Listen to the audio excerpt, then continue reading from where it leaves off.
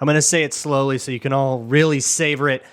Dalton Risner signed with the Vikings. Really just milk that. The Vikings signed Dalton Risner. You like that? 3, 1, 2, 3. You like it? You are Locked On Vikings, your daily Minnesota Vikings podcast. Part of the Locked On Podcast Network. Your team every day. What's up, everybody? Welcome to the Locked On Vikings podcast, part of the Locked On Podcast Network, your team every day. As always, I am your host, Luke Braun. Let's find some joy today. You can find the Locked On Vikings podcast wherever you find your favorite shows, whether it is SiriusXM's podcasting app, which you can also find the SXM app. If you just search Vikings there, you can find the hometown broadcast of Vikings games. You can also find the Locked On Vikings podcast on YouTube or Amazon Fire and Roku. Just download the Locked On Minnesota Sports app. Thank you so much for those of you who listen to this show every single day. I appreciate you all greatly. Today's episode is brought to you by FanDuel Sportsbook, official sportsbook of Locked On. Make every moment more. Right now, new customers can bet $5 and get $200 in bonus bets guaranteed. Visit FanDuel.com/LockedOn to get started.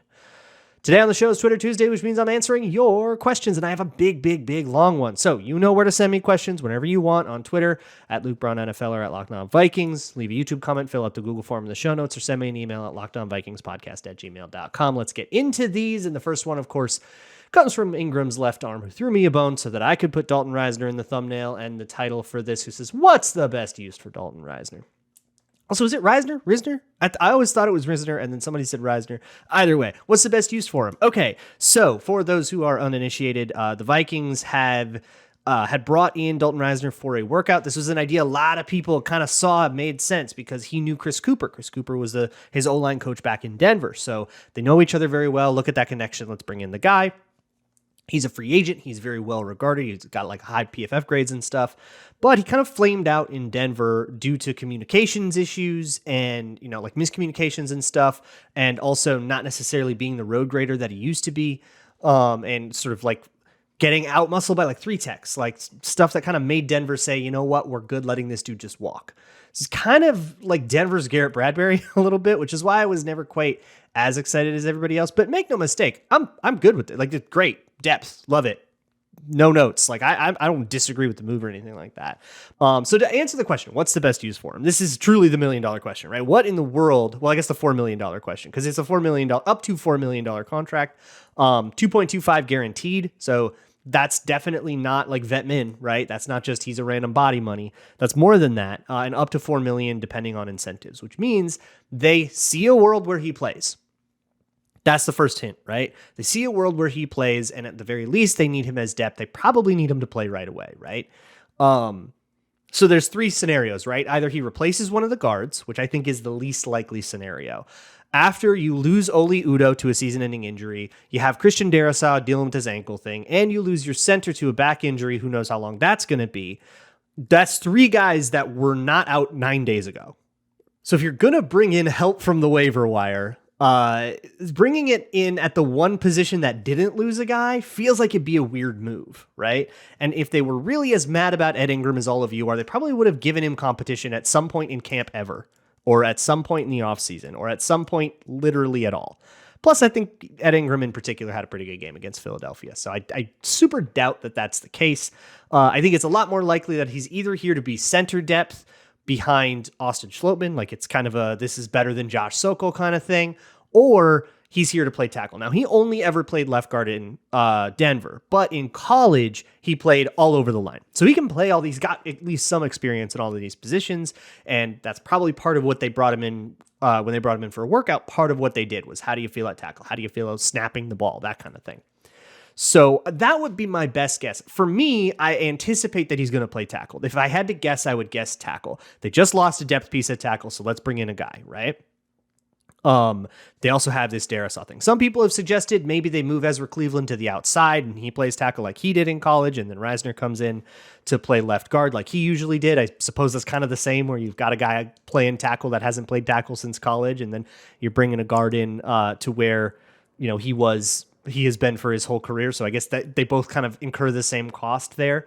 Or something like move Blake Brandel back out to tackle, and now you have your guard depth, which is a little bit less of a costly thing. And in fact, that actually seems like maybe the most sensible option, where Risner provides some depth and Blake Brandel can now go back out to tackle without you being totally thin at guard. That might be the idea, but we'll see where he actually ends up playing. It's kind of hard to predict, but I think we'll kind of know, like, keep an eye on the beat on like Wednesday and Thursday when they get to see practice, and we'll kind of know what they're thinking here. Brother of Rab asks, Matt Ioannidis, Akeem Hicks, Ndamukong Suh, and Linval Joseph are all currently free agents. Could any of them help our D-line? I'm kind of over the old guys, I guess, but I think the problem was more of one of like youthful athleticism and a lack thereof, So the old guys, they'll be assignment sound. They'll do what you need to do. Like, they're veterans. They know how to play, but where is the athleticism, right? And that's kind of why those guys are free agents. Where is their ability to hold a gap against a 22-year-old, right guard? Maybe they still have it. I don't know. They would probably insist that they still have it, but that's kind of the deal with me. But I'm not going to be ever too against it unless they're paying $10 million for somebody that's like not good, right? Unless the cost actually is substantial, which I don't even think it really is with Risner, right? $2.25 million is barely 1% of the cap. Like, that's nothing in terms of like guarantees. And if he does hit all those incentives, which I imagine are playing time for $4 million, then we very much got our money's worth. So it's like not a contract that I will ever have an issue with. And I think probably would be the same. So like, sure, why not? But I don't really, I wouldn't get like super stoked on it because those guys are old and I'd be kind of concerned. Josh asks, what is the fix if it's that our D-line is just plain and simply being outweighed? Okay, so the fix might be on the roster. Might just be activate Jaquel and Roy and have more big bodies out there, because it's not necessarily that, Dean Lowry, Kyrie Tonga, and Jonathan Bullard all lined up and they got bullied. And they kind of did. And that's something that's a bit unique to Philly. That's not something everybody's going to be able to do. But like, a lot of it was they were in 3-3-5. They had Ivan Pace in an A gap taking on a guard one-on-one. You can just decide to not do that again. There's the fix. The fix is free. Stop doing that. And yeah, it paid a lot of dividends in coverage. And so I'm just kind of like looking for a little more balance. It's sort of the crux of the point that I made on Twitter, and I actually made that in a Patreon video, patreon.com/LukeBrownNFL, about Ivan Pace. So if you want to see an Ivan Pace hype reel with some responsible tempering, then you can there too. Mario asks, in the spirit of #optimism and #glasshalffull, what is an area or two the Vikings are excelling at so far this season? So I will give you I'll give you pass pro, honestly. And I know that sounds completely insane, but they've got like the 5th best pressure rate in the league. It's like 27%. Like 33, I think, is like a normal, or 30 or something like that is like a normal pressure rate. Maybe it's even 35 and they're at 27. And in particular, that's like pass block win rate kind of stuff, or like PFF's pressures, which sort of behave like a pass block win rate. In terms of like pressures allowed and stuff by like offensive linemen. It's how many did your tackle give up and all that stuff. I think that's the stat that I'm referencing.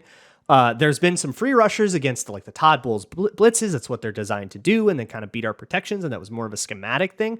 But the actual pass protection from guys like, Ed Ingram, Ezra Cleveland, even Austin Schlottmann has been fairly successful. So I'll give you that. And then the next one comes from James, is going to be the second answer here. While the run defense has certainly been given cause for concern, how have you felt about the passing defense? So my second thing that's going well is coverage. I think coverage is going great right now. They give up a couple of explosives, and that's kind of the world we live in, where like mistakes get ultra uber omega punished, but they've been playing a lot more mistake-free football. I remember this time last year, we were going, oh my God, they bust like 9 coverages a day. What is going on here? And they were like pretty poorly taught.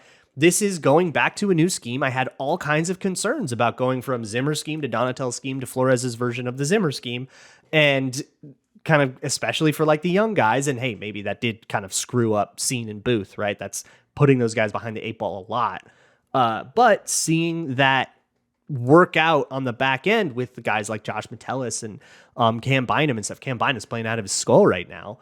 I'm really happy with the coverage. And I was like my primary concern going in. So yeah, that's absolutely something we can hang our hats on. This is a very, very deep and long mailbag, so I might have to speed things up and go into a rapid fire mode a little bit next.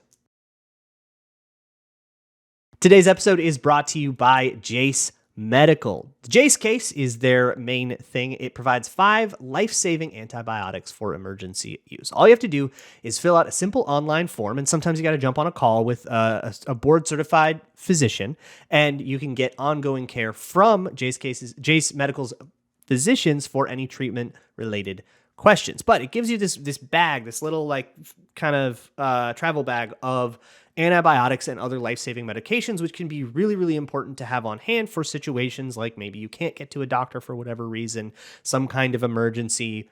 Just always good to be prepared.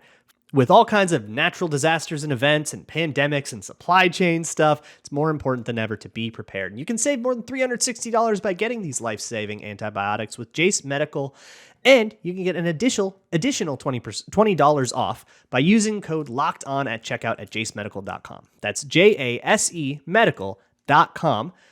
Promo code LOCKEDON for an additional $20 off, already getting $360 off. Once again, JASE medical.com, promo code LOCKEDON.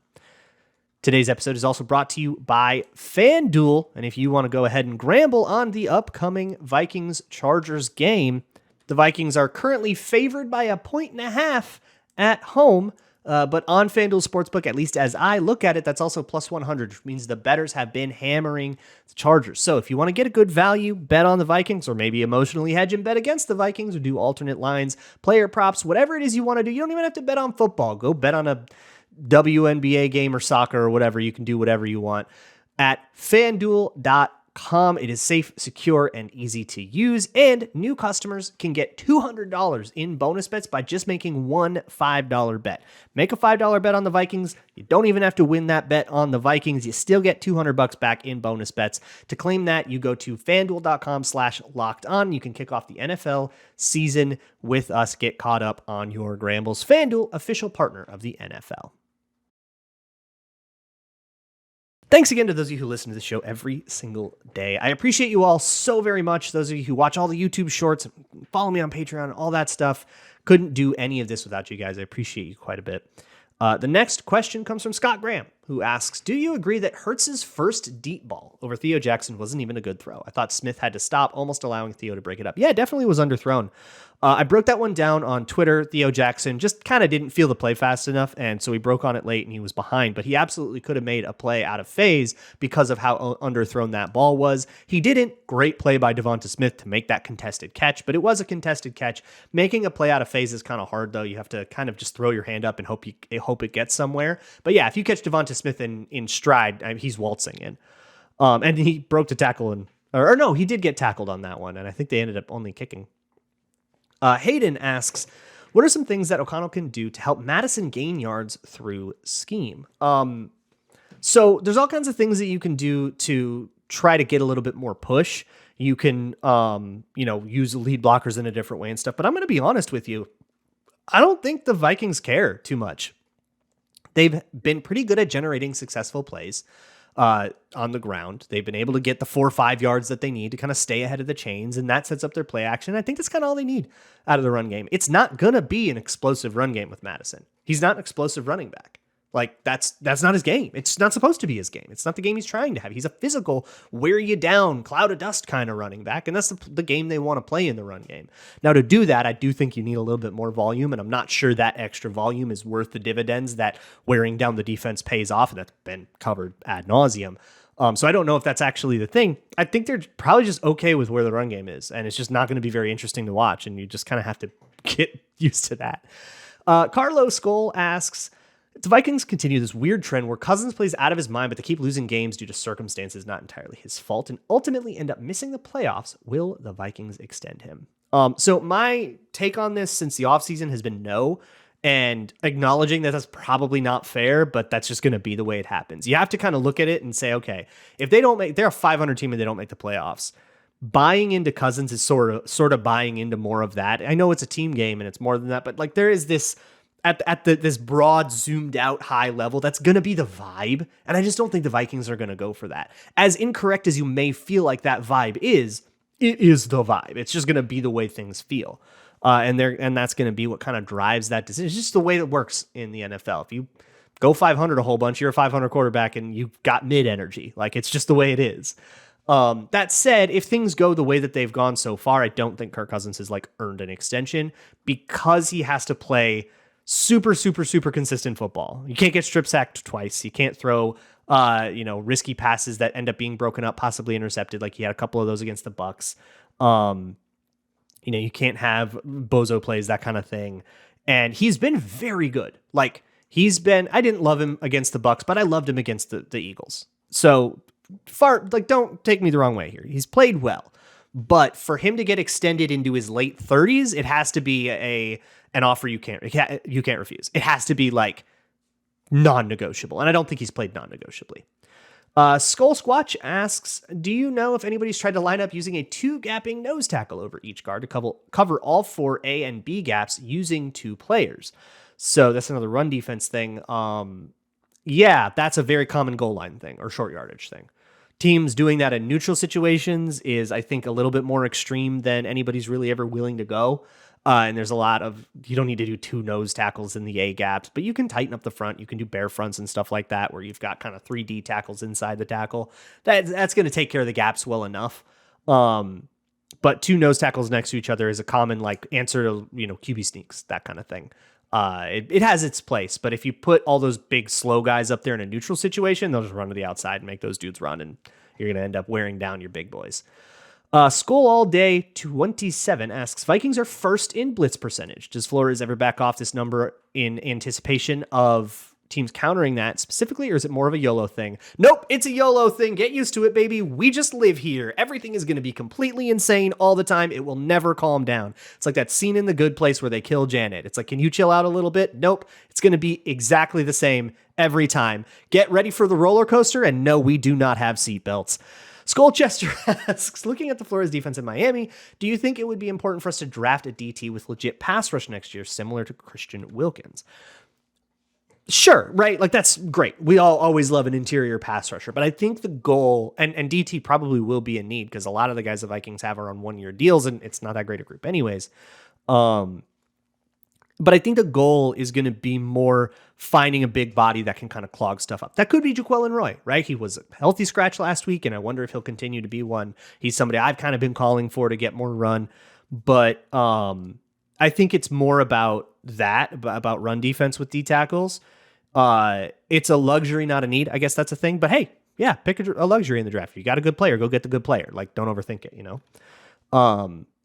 Not like a super necessity, though. And I don't think the Vikings are struggling at all to like generate pressure with all of those blitzes too much. Like, they got a lot of pressure on Jalen Hurts, not so much against the Bucks, but they got pressure on Jalen Hurts. So they can find ways to get pressure without it, but they can't find ways to manufacture run defense. That one, you kind of, the lights are on and you get exposed for what you are. 50-year Vikings fan asks, how do you fix our screen game? Do you believe that opposing defenses are being tipped off, or is it just poor execution, or both? Okay, so with screens, for one, screens are really, really difficult to install and execute. They are going to be one of those things that just is hard to do correctly. There's a lot of intricate timing stuff. And to do it really correctly, you have to spend a lot of practice time on it. And some teams are going to be more willing for it to be a sort of 50-50 proposition if that means that they don't have to like waste all their practice time on it, right?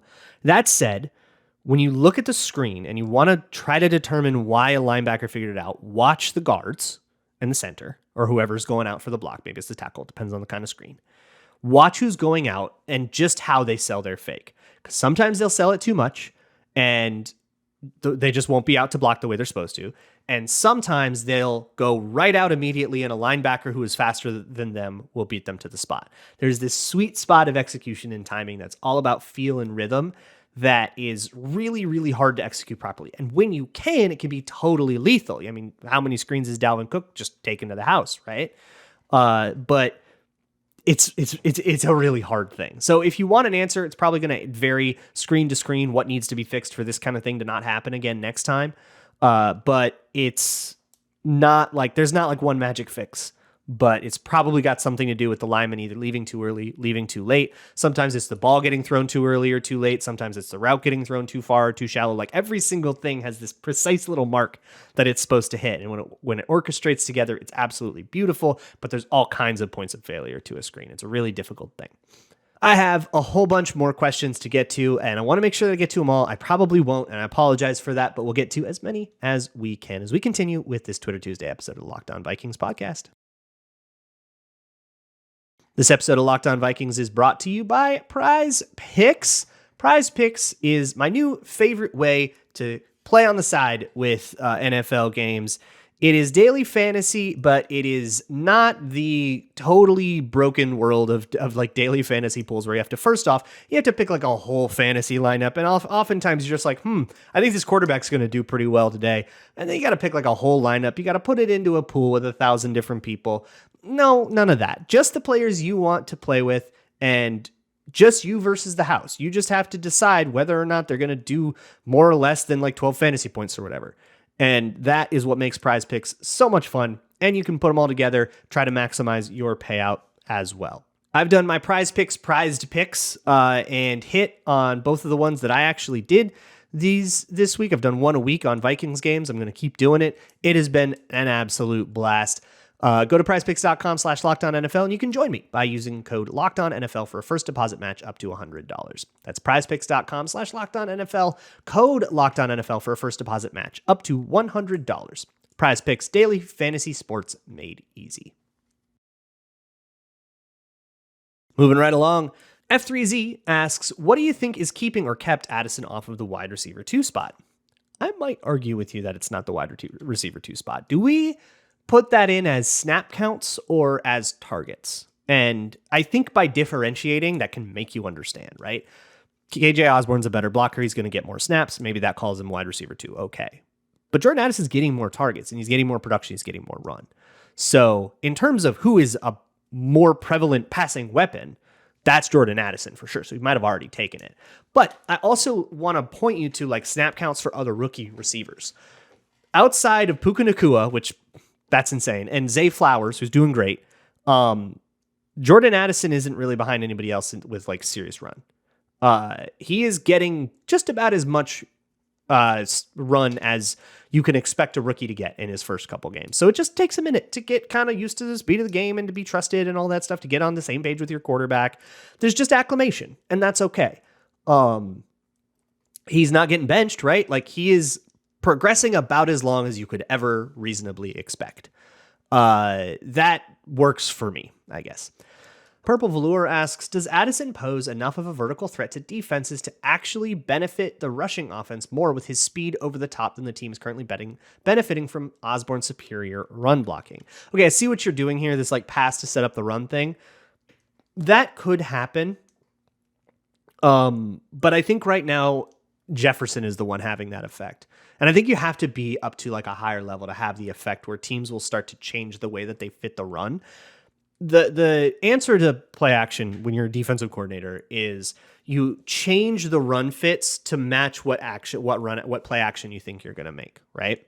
So if they're really worried about deep passing, yeah, they'll put their safeties deeper maybe, or their corners will line up deeper. But often those guys aren't really in the run fit at all. So that doesn't really have the effect that you're looking for.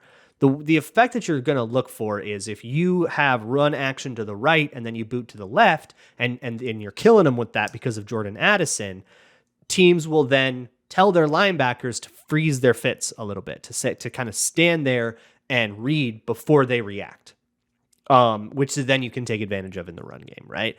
That's the kind of effect that run and pass has on each other. And I don't think we're really scared of their wide receiver 2. We'll get there, but I see where you're coming from.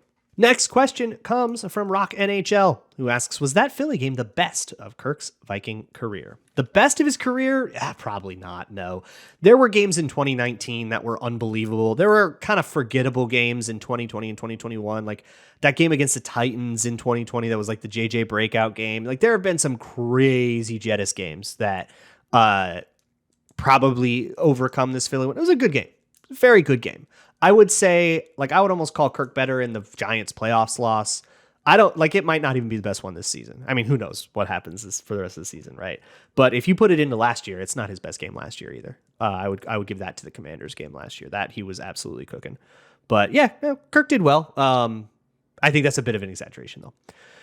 Next one comes from Peter, who asks, which is funnier, the 0-2 Chargers losing to the 0-2 Vikings or the 0-2 Vikings losing to the 0-2 Chargers? Truly, I think that is what is at stake in this game. I cannot answer that, but this game will undoubtedly generate something very, very, very funny, and for that, all we can be is grateful.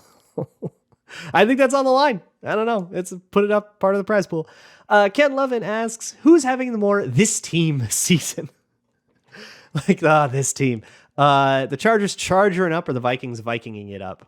It also feels like it's this on the line. The Chargers have had two very Chargersy games, down to the wire, heartbreaking ending. And the Chargers, their art is everything being the exact same every single time. There's a consistency to it. There's always a missed opportunity in the third or fourth quarter that you could go back to. There's always some kind of kicker woe sprinkled in there a whole bunch. There's always a 2-minute drill catastrophe that you could write a whole book about what happened there. And there's always some break of bad luck that you just go and you just have to sigh and throw your hands down. The Vikings are different because they do it different every single time. They don't repeat their beats a lot. Hey, we had a 13-win season. We went to the wild card and then we lost. That's not something the Vikings had really ever done before, right? Not since, go to 1975 in the Hail Mary game. They don't do that every single time. If they're going to lose in the playoffs, this year it's going to be a wild card, and then it's going to be an NFC championship, and then it's going to be a year where they, make the wild card, win a game, and then go get dusted in the divisional. And it's going to, they mix it up so that you never quite see where the punch is coming from. That's the Vikings, right? So what kind of game are we going to see here? Is it going to be exactly like a Chargers game, or is it going to be something totally unique? I think that's part of what's on the line. Ryan L. asks, does a shifting defensive philosophy to more heavily emphasize the run make sense against a pass-heavy Chargers offense, assuming Eckler doesn't play again? That's a really good point. Yeah, I think that's totally fair. Assuming Eckler, if Eckler is in, the Chargers have one of the most efficient run games in the league. Without him, they probably are still going to be all right. So I don't know exactly how powerful that is, but I totally feel you. They want to drop back. They want to throw 60 times a game. And maybe we should prioritize coverage again. But if the game plan is make Austin Eckler beat you, I don't know if that's the best answer we can possibly come up with. So what I'm asking for is not necessarily going from over prioritizing the pass to over prioritizing the run. I'm asking for a little bit of balance. You got to pay attention to both things. And I think the Vikings failed to do that against Philadelphia. Skull Squatch asks, why isn't JJ getting as many targets as Puka? I hate you. Because Sean McVay is a completely psychotic person, and we probably shouldn't try to emulate his insanity. It's something only he can get away with. Digger asks, I don't want to be this guy. Okay, I know you, Digger. I know that's a lie. You absolutely want to be that guy all the time. But Cam Akers to the Vikings actually makes sense. Plus, what would be a win trade-wise if we did do it? Okay, so Cam Akers to the Vikings does make sense in the sense that Kevin O'Connell loves bad Rams. He really likes bringing in players from the Rams who aren't very good. So yeah, sure. Okay, that makes sense. I don't think that Cam Akers is a very good running back at all. I don't think that he meaningfully improves upon Alexander Mattison, but he's probably in the conditional 7th world in terms of trade.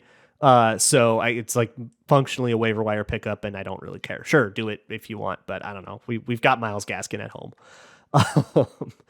Train Rider asks, this will be the last one. Vikings keep allowing 60-plus yard field goals. What can the Vikings do to improve their kick defense? Only kind of joking. I can't process this. So I asked in the middle of the game, I was like, that was a franchise-long Jake Elliott field goal. It was franchise-long for the Philadelphia Eagles. Nobody had ever made a 61-yard field goal for the Philadelphia Eagles in their history. They did it on Thursday night against the Vikings. I was like, I feel like I've heard that line a million times before against the Vikings. It's always a 62-yarder at the end of half that they just boot through. It's the most beautiful kick you've ever seen. There's never drama to it. It never is close. It is always down the middle, and it would have been good for 70 every single time. What can they do to improve their kick defense? Probably nothing meaningful. I will say There was a move from the Patriots on Sunday night where they actually had a guy motion in, get a running start, and they actually got a kick block of it. I would immediately steal that and just see what the team does to try to beat it. Oh my God, would I be stealing that so hard? Let's install it today if I were Matt Daniels. So there's something they can actually do to maybe meaningfully improve.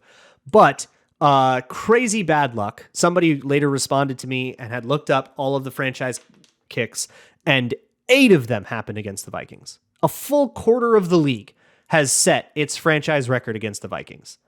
I got to think that that's tops in the league. Even if you think about like Denver, where it's easier to kick in general. I mean, look, the teams that play twice in Denver, there's only 3 of those. There's like, I don't know. That's got to lead the league, right? I don't know. Somebody correct me if I'm wrong. It's completely insane, though. And it is honestly a factor of sustained bad luck, which is supposed to be impossible. But nothing's impossible with the Vikings. Gotta love them. Tomorrow, we will talk a little bit about what's going on the offense. I might talk more about coverage if I uncover something interesting and worth sharing, and other observations that come up. So I will talk to you then. I enjoy these mailbags a lot, and I love you all. And as always, Skol.